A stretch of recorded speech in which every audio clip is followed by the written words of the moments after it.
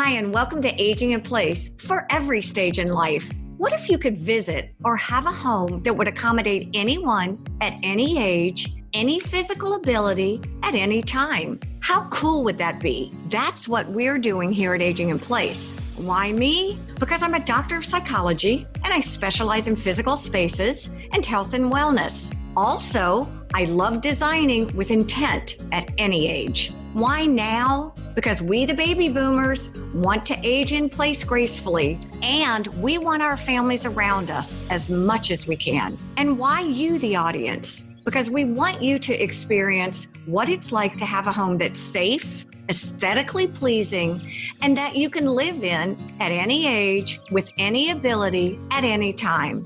I'd like to introduce you now to Aging in Place podcast for every stage in life.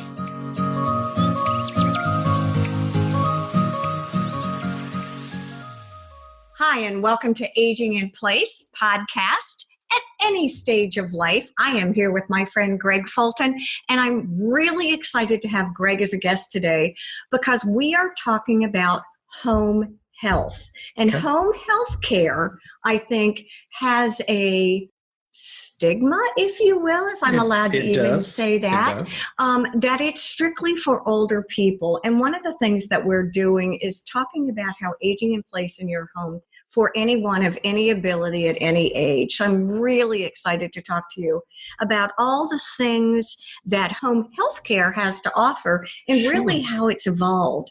So before we even get started with that, Gregg, can you tell us a little bit about your business and what you do? Absolutely. Well, great to see you, Debbie. It's so good to see you. Yes, it has. All right. In-home care, basically what we're doing is we want folks to age in place, obviously, successfully and meaningfully. And what that means is obviously there's a lot of components to that. But what home health does when we come into the home is basically anything from just making sure the environment is safe all the way through physically taking care of people.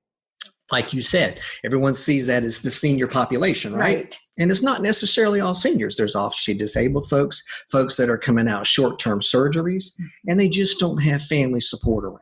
So what does that mean? That means someone's got to come in and help them if they want to stay there in their home and not go to a environment that's not their own. How did home health evolve? Because it's become quite an industry. And as a baby boomer, I used to not think about it at all. And now I think about it every day. I have a daughter who's getting ready to have a baby. We want home health for a while. Yeah. You know, it's just really interesting how the whole concept has evolved. Great question. You know, it really started off with the home health Medicare side, and that would be with the senior population. Okay.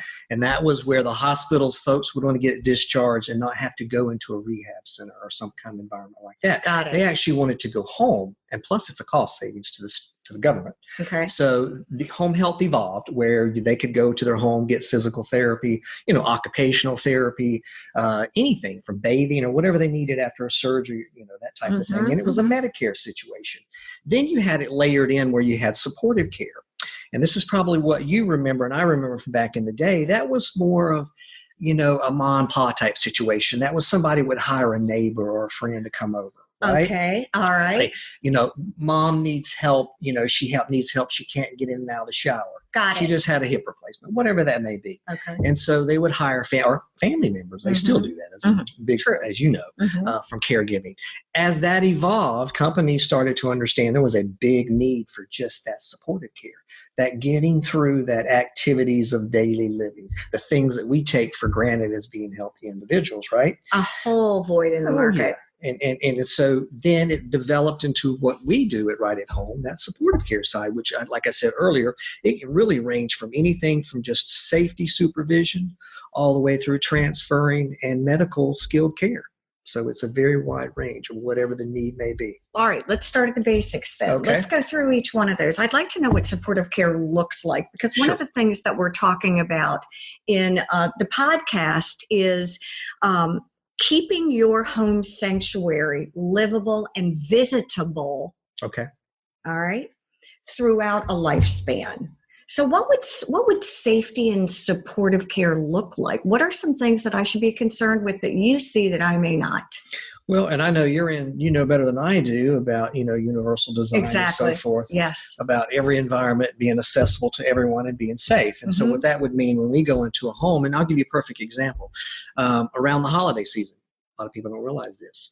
They're going in and putting a lot of decorations up and a lot of things are on the floor, cords and things like that, right? Yes. Well, that's when a lot of times, and I think it's like a 20% increase, if I'm not mistaken, in a lot of the ER departments are seeing seniors come in through the holidays because of the simple things of not being able to transfer, mobilize, get around like they used to, where things are actually objects are in the way. So it's a hazard. So things like that, when we're in the home, we know that. We pay attention to that type stuff, where family members may not think about it. They just want the place to look great. One of the things I learned from you a long time ago that was the best takeaway I've ever had about aging in place, if you will, and I wonder if you even remember you telling me this, was the most important thing, okay, for a senior and their home is to have the outdoors easily marked. In other words, your address, if an ambulance has to come, somebody has to get to you, that it is clear. You can see the address and where you're going. That was probably the most inspirational piece of advice I have ever gotten. And again, not just because my father lives with me, but because I have 10 grandchildren. Exactly. And heaven forbid if something happened, they could get to me really quickly. Sure. No, exactly. And that's a great point to go into kind of a different direction a little bit. What we do a lot of in this home health supportive care is helping make sure people are planning. Like you said, it doesn't have to be at a situation of health where it's acute and it's really a lot going on. It can be when they're a lot healthier, and it should be when they're a lot healthier, that families, children, and adults are looking at a plan. What am I going to do in 20 years? Where am I going to be? How am I going to survive financially in 20 years? I think I hope I get this right. I know the AARP did a study, and it's like between the ages of 53 and 71, only 58% of folks actually have an estate plan in place. That's scary.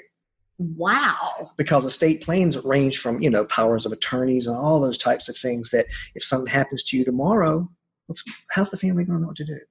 They're going to have to jump in after the fact. So do you find yourself ever talking to family members as well as the actual client about things like that, about being able to broach those subjects? Because you and I mean, again, we talked about this. Yeah, we have. These are tough subjects to talk about, whether it's, death and dying or living wills or, just being able to not go upstairs anymore. Yep. How do you deal with all that? Well, right at home, we have this format that we actually use on a national level. It's called Right Conversations.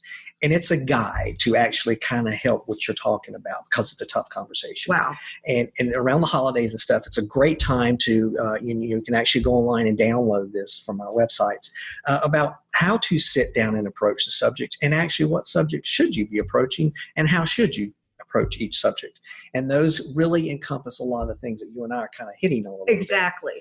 Let's kind of go through the list again, just from a planning point of view. Basics. I mean, we'll start with the basics on aging successfully. I mean, that really means, are you doing the simple things? Are you eating correctly? Okay. Are you staying active? Do you have positive, supportive people around you?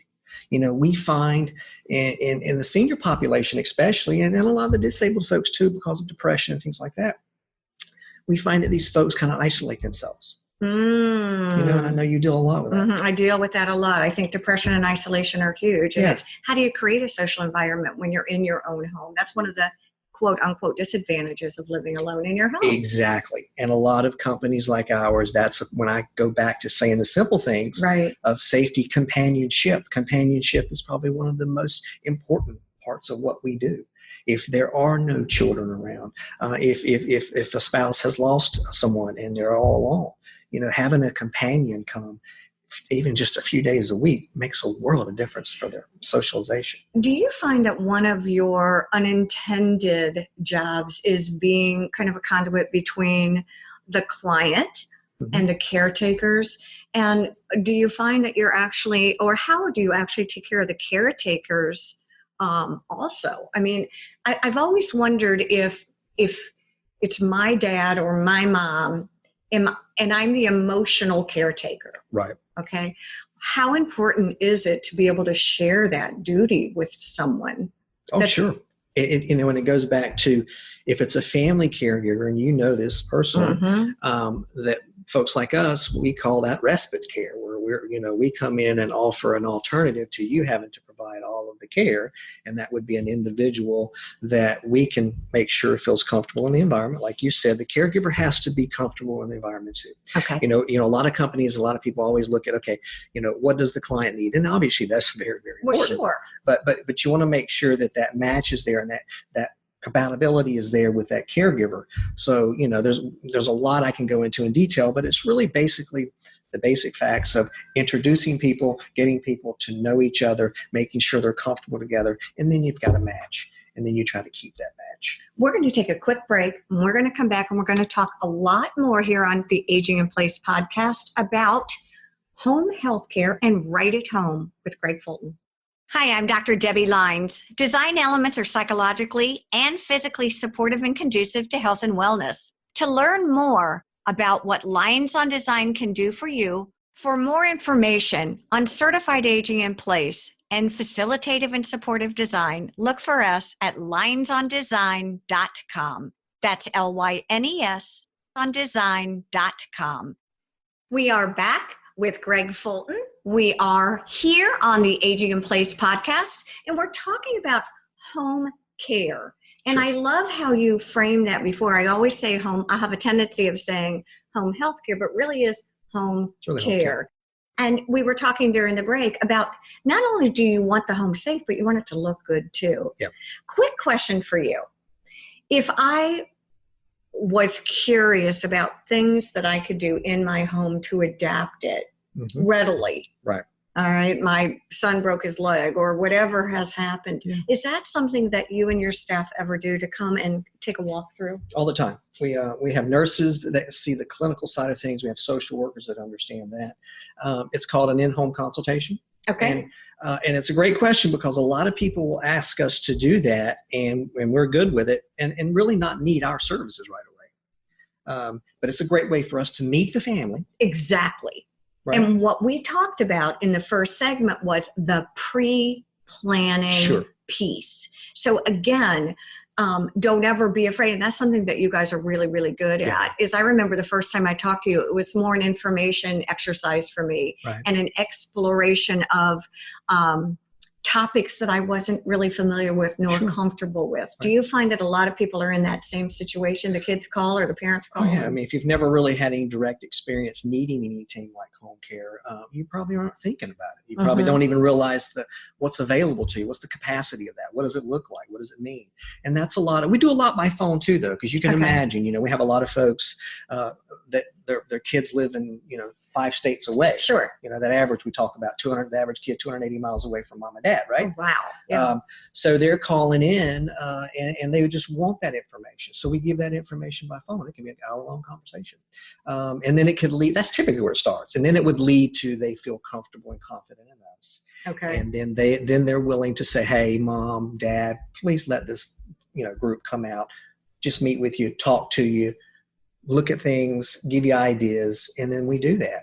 And they typically will circle back around and use us when the need comes. What we're really talking about is how you even begin the process. And I think that was probably the biggest barrier to home care, was beginning the process. Because I think, again, whether it's my son with a broken leg or my aging parents, there's a resistance. Is it because they just don't know? Well, and I also think think about, you're talking about bringing strangers into your home, right? Okay. I never thought about that. I mean, you're a family caregiver, so that's not an issue. Your parents, whoever feels very comfortable with you. But we're talking about bringing someone that they've never met, don't know, right? So you have to get them past that point. And the way we do a lot of that is we don't make it just one single person. We try to invest a couple of people into those relationships. And what I mean by that is typically a nurse or a social worker, someone from a management side that will work along with the caregivers and the family to create better communication, and also to make sure that we're doing a good job in the home. And that all becomes a relationship. And we find that the families are, our nurses are on the phone with families all day, every day, it seems like, because they turn to them. Well, I think what's interesting about this whole discussion is I didn't realize there were so many players, if you Sure. will. You're talking about nurses, you're talking about social workers, you're talking about direct care personnel. Can you Exactly. share with us a little bit about all the people that are involved, and then kind of what the village looks like? Because it is a village, and I've been out there. It is a village. It's a village. Mm-hmm. We have about 300 direct employees, and it's really starts from a standpoint of human resources, HR, Okay. and that's a big department for us. That's where it all is created for us. And we have a long onboarding process with screening and all that kind of good stuff.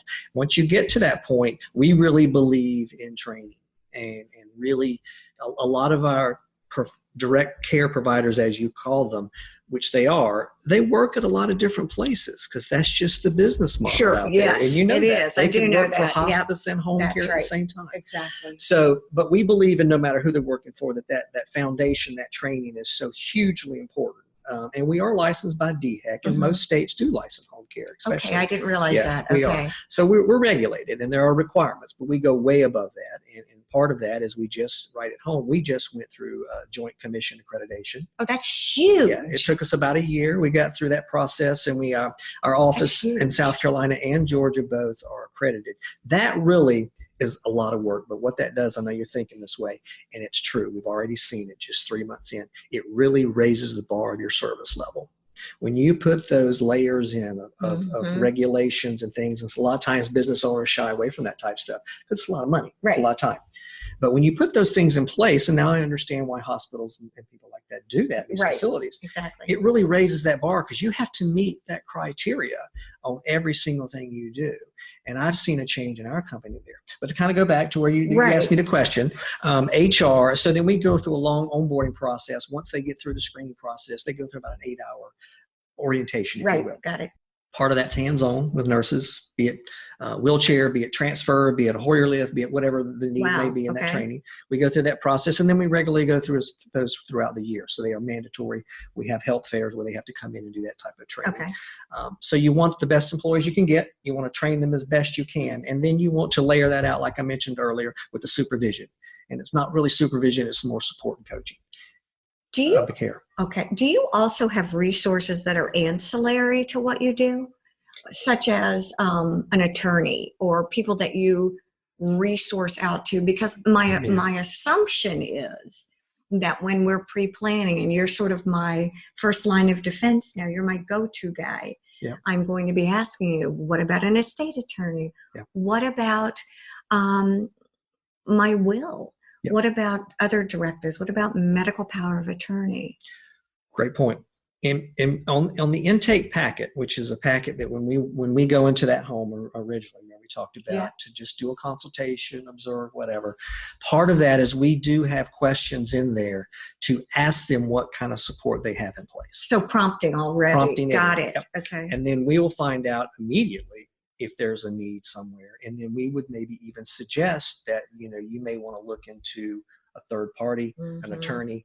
Then if they get to the point where they're interested and they want referrals from us, then obviously being in the community for 15 years, we got them. All it is a matter of here's a list of attorneys, and maybe you should call one of those or have your family members call. And then we're not a part of it. That's their specialty. From the time that I think that I might be interested in home care to the time that I actually receive home care, beginning with the process, how much time does that take? Is that as quick as a week? Is it a few days? Whatever the situation may be, I'll tell you, the way we like to do it is that we've had someone like yourself be proactive and reach out to us ahead of time before that need gets dire situation. Then we can go through that process. And we like to go through an interviewing process, introduce some caregivers, get into the home, learn the environment, those types of things. So we like to space that out, and ideally 3 or 4 days is a good time frame on that. Okay, we can usually put it all together that fast. There we do have situations, though, where maybe a hospice company has called and said, hey, listen, we got a situation. We need help tonight. And so then we don't have time to do all of that type of thing. So we still put it together, make it happen, get a nurse out, do what, and we have somebody there in the house that night. So there's different types of situations. Can home health be around the clock, just an hour here and there? Can it be just respite or full time? It sure can. It can go from anywhere from, like you just said, a couple hours a day, whatever, coming in and out, to 24-hour care. And what a lot of people don't understand also about home care is home is where you are. That home may not be a private residence, right? That home may be assisted living facility. I never thought about that. Could be a skilled nursing facility. It's wherever you actually are living.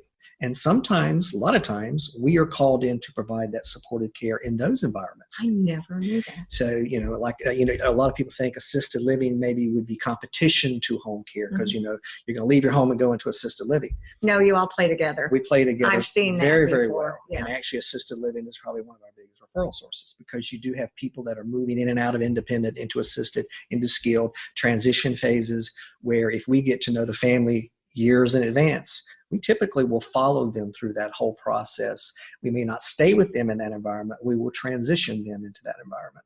And so it's a lot of that. So home can be anywhere home is. I love it. What we're going to do is take a quick break, Gregg, Sure. And then we're going to come back. And on this last segment, what I'd love to do is chat a little bit about some takeaways, some practical things when you walk through a home that you look at, exactly like the cords that we Sure. were talking about. Stay with us. We'll be back on Aging in Place podcast.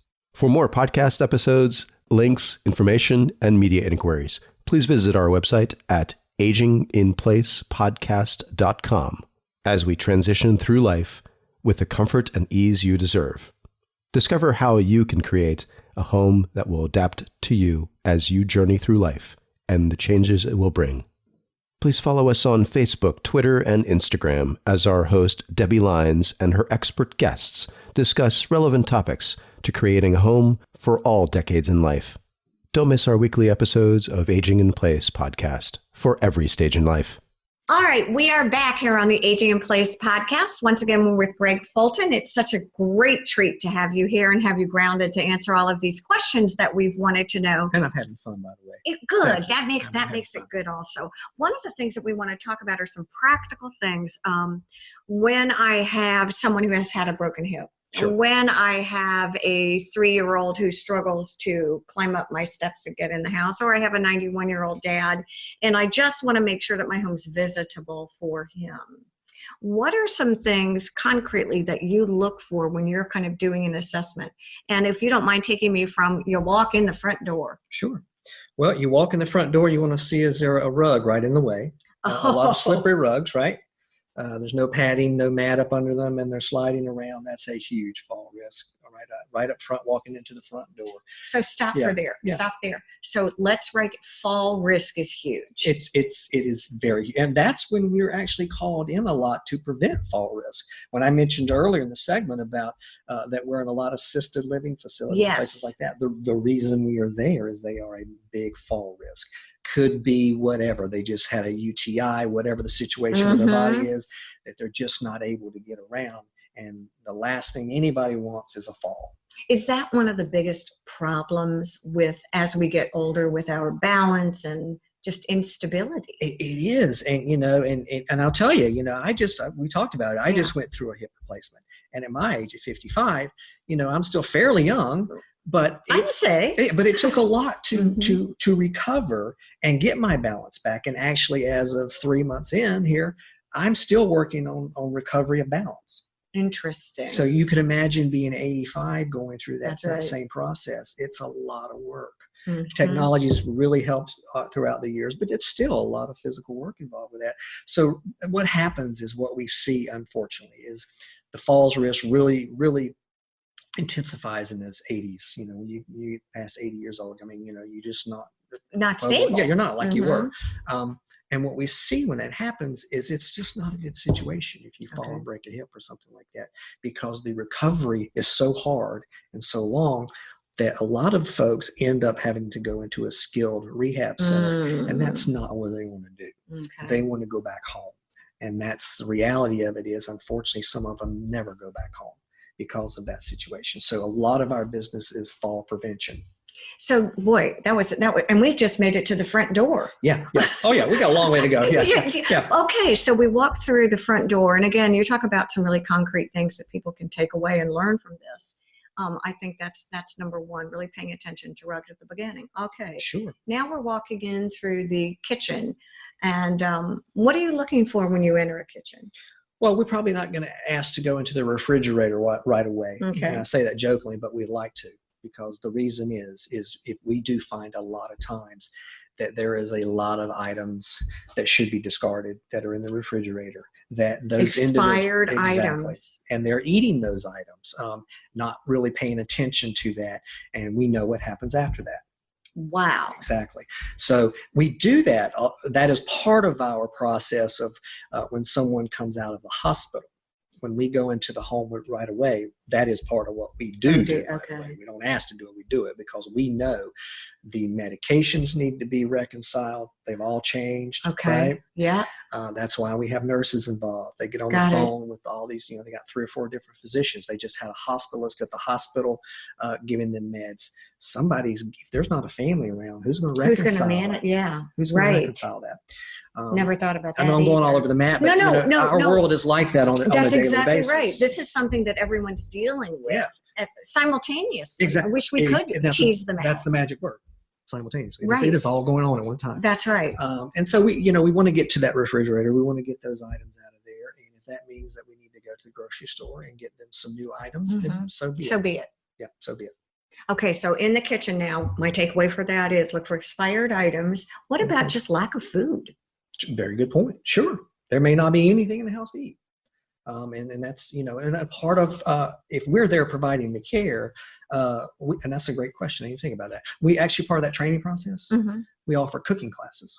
Oh, how cool. Yeah. Because you would be amazed at, a lot of the, maybe the caregivers didn't grow up exactly with the same environment, same diets as the client, right? Good point. The client may, and we hear this a lot, I want a poached egg. Yeah.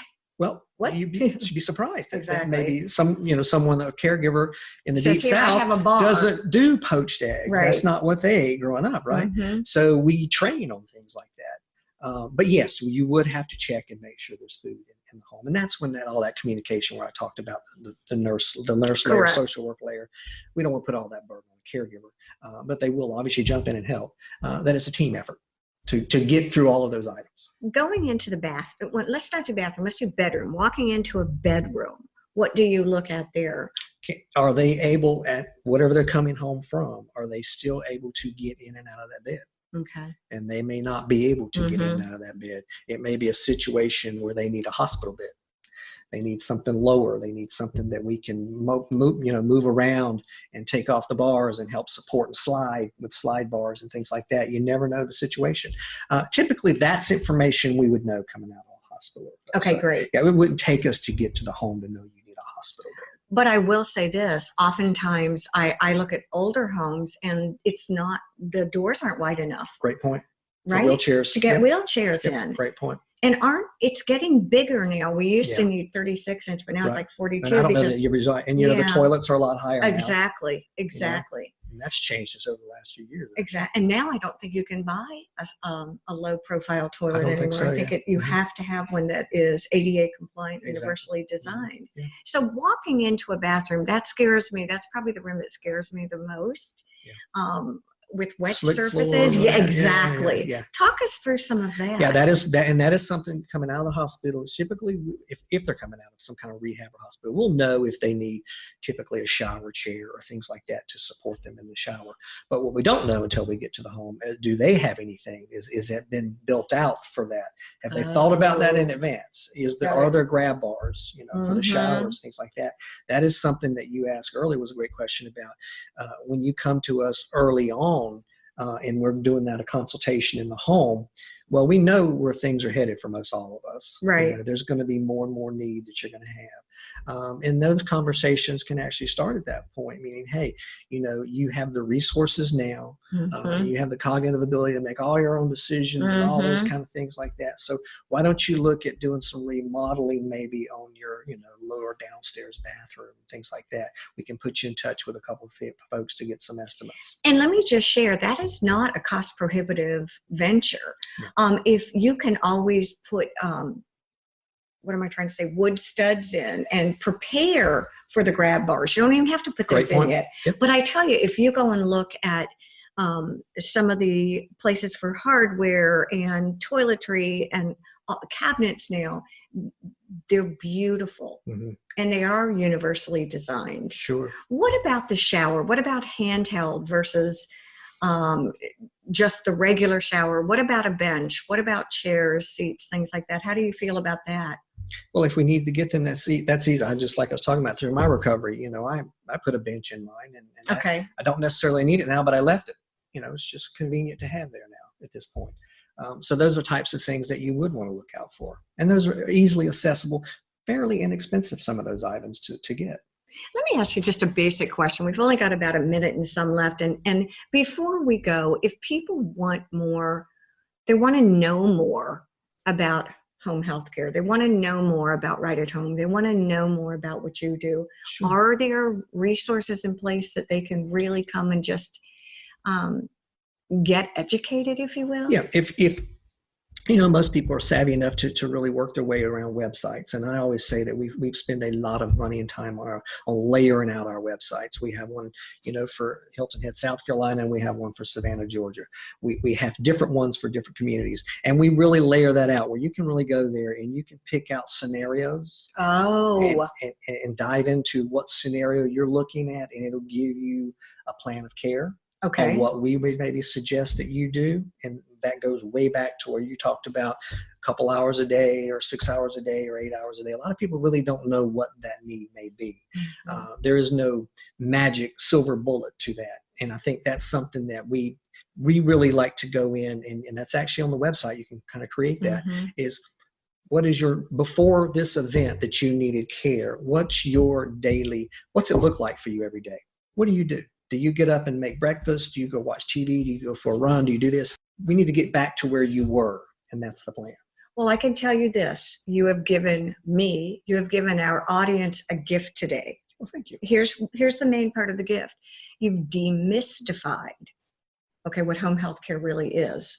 And I think you've broadened the scope of what it is also, because I think many of us have sort of a predetermined idea of what it was. So Gregg Fulton from Right at Home, thank you for joining us. Thank you all for joining us here on the Aging in Place podcast. Please contact us at rightathomehiltonhead.net or rightathomesavannah.net, and you should get all the answers answered there. If not, give us a call, 843-815-7890. I'd like to introduce you to a friend of mine, Tracy. Tracy is naturally curious and always creative. And when we were doing the Aging in Place podcast, she said, there are so many quick tips that I can think of offhand. My response, who knew? She's going to be with us every week, giving us a quick tip and a hint that is a practical application. Thanks, Debbie. Have a hang up? If you have any pants hangers, the small hanger with the clips on both ends. Or if you don't, you can still buy them at your local retail store. These hangers are handy to clip your notes, reminders, phone numbers, and even your recipes. Hang one on your kitchen cabinet with your grocery list. Hang one on the front door with delivery instructions. Once you start using them, you will find them handy in almost any room. This is the time a hang up would be good. So here's to you who knew. Now hang that one up. Gregg Fulton was our guest today. He was amazing, wasn't he? From Right at Home. All right. As you know, on every episode, we do a takeaway. Here's the takeaway for today. I think you're going to be excited by this one. Are you ready? Home health and any home care agency is not just for the old. It's not just for the ill. It is for anyone at any stage in life.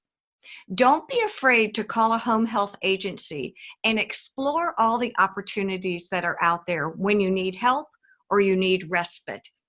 Again, thank you for joining us here on Aging in Place podcast. Have a great week. Aging in Place podcast is hosted by Debbie Lyons and produced by Henrik de Gior.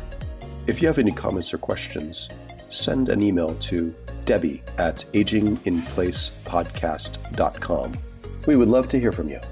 If you're interested in advertising or sponsoring this podcast, email us at pr@aginginplacepodcast.com. Thank you for listening to Aging in Place podcast.